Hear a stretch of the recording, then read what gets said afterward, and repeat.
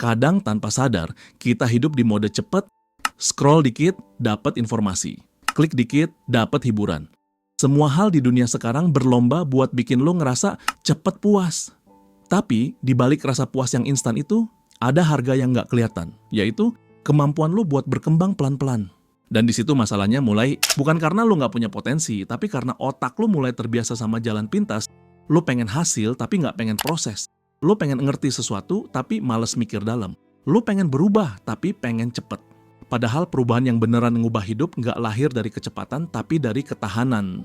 Sekarang gini, setiap kali lo dapat kepuasan instan, kayak dopamin kecil nyetrum di otak lo, rasanya enak, bikin senyum, bikin tenang sebentar. Tapi lama-lama lo jadi candu, otak lo nggak lagi nyari makna, dia cuma nyari sensasi. Nggak lagi mikir apa yang bisa gue pelajari, tapi lebih ke apa yang bisa bikin gue ngerasa enak sekarang.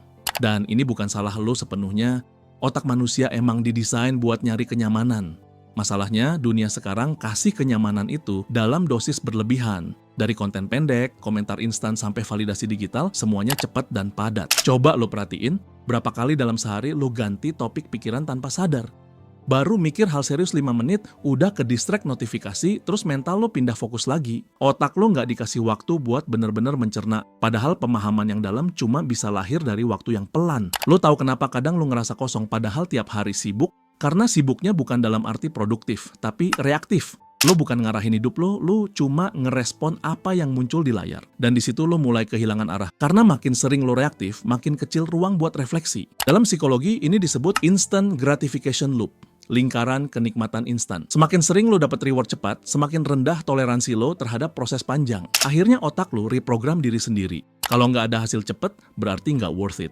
Dan kalimat itu pelan-pelan bunuh potensi lo. Lo mulai gampang nyerah, gampang bosen, gampang bilang kayaknya bukan bakat gua. Padahal masalahnya bukan di bakat, tapi di sistem dopamin yang lo rawat tiap hari. Ada satu fakta menarik dari riset Stanford tentang delay gratification. Anak kecil yang bisa nahan diri buat nggak makan permen sekarang demi dapat 2 permen nanti, punya peluang lebih besar buat sukses di masa depan. Bukan karena permennya, tapi karena mereka punya satu skill yang jarang banget orang pelihara sekarang, yaitu kemampuan menunda rasa enak demi hasil yang lebih besar. Dan kemampuan itu cuma tumbuh kalau lo mau sabar ngelewatin rasa nggak nyaman. Tapi coba pikir, berapa lama terakhir kali lo biarin diri lo ngerasa nggak nyaman tanpa nyari pelarian? Nggak buka HP, nggak scroll, nggak ngeluh, cuma diem dan ngerasain? Mungkin jarang banget, makanya banyak orang sekarang stuck di satu titik, bukan karena mereka nggak bisa berkembang, tapi karena mereka nggak tahan ngelewatin rasa nggak enaknya proses. Lo pengen berkembang, tapi pengennya nyaman. Lo pengen disiplin, tapi pengennya semangatnya nggak turun. Lo pengen pinter, tapi pengennya nggak bosen belajar. Padahal berkembang itu artinya belajar nerima ketidaknyamanan sebagai bagian dari pertumbuhan.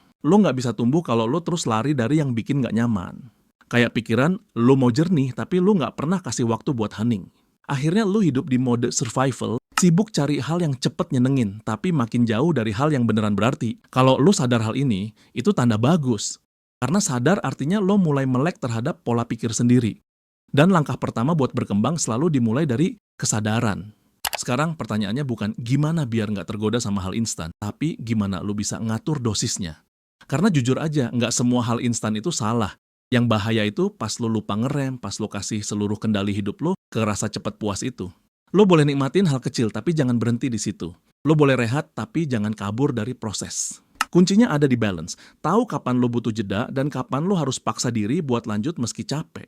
Kita hidup di era yang bikin semua orang ngerasa harus cepet. Cepet sukses, cepet ngerti, cepet berubah. Padahal proses paling berharga justru yang nggak kelihatan cepat. Karena disitulah lo bener-bener diuji. Bukan cuma tentang kemampuan lo, tapi tentang karakter lo. Lo mungkin kalah cepat dari orang lain, tapi kalau lo nggak berhenti, lo bakal menang di daya tahan, dan di dunia yang serba instan kayak sekarang, daya tahan itu jadi mata uang paling mahal. Jadi, mulai hari ini, kalau lo ngerasa hidup lo jalan di tempat, bukan karena lo kurang pinter, mungkin karena lo terlalu sering nyari jalan yang paling gampang. Mulai dari pelan-pelan, belajar mikir pelan. Belajar ngerasain pelan. Belajar ngambil keputusan tanpa harus buru-buru dapat hasil. Karena yang cepat nggak selalu lebih baik, dan yang pelan nggak selalu kalah. Kadang hal-hal besar lahir dari proses kecil yang terus diulang tanpa sorotan. Dan satu hal yang pasti, orang yang berani sabar di dunia yang serba instan, pada akhirnya bakal punya kedalaman yang nggak bisa ditiru siapapun. Jadi kalau lo lagi ngerasa stuck, nggak apa-apa. Mungkin lo cuma lagi disuruh berhenti sebentar, buat belajar mikir lebih pelan, buat sadar lagi arah lo mau kemana. Karena berkembang itu bukan soal cepet, tapi soal bertahan di tengah pelan. Lo nggak harus jadi yang paling hebat, cukup jadi orang yang nggak berhenti belajar, meski nggak ada yang ngeliat. Karena proses lo tetap berharga, meski nggak ada validasi. Tenang aja, pelan itu bukan kalah. Pelan itu cuma cara alam ngajarin lo buat kuat. Dan kalau dunia terus maksa lo buat cepet, lo cuma perlu satu hal buat ngimbangin itu.